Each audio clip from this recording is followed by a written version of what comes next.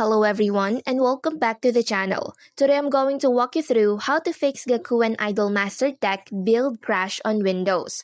The first thing you can do is to ensure you are using the latest version of your chosen emulator. For example, BlueStacks, LD Player, Nox Player, emulator developers often release updates to fix compatibility. Second, you can try switching the graphics renderer in your emulator settings. Options usually include OpenGL, DirectX, or Vulkan. Some users have reported that switching to Vulkan resolved crashing. Third, make sure the emulator is configured to use your dedicated GPU instead of the integrated one. Lastly, to inform you, some users have reported that the game is very sensitive to the display settings.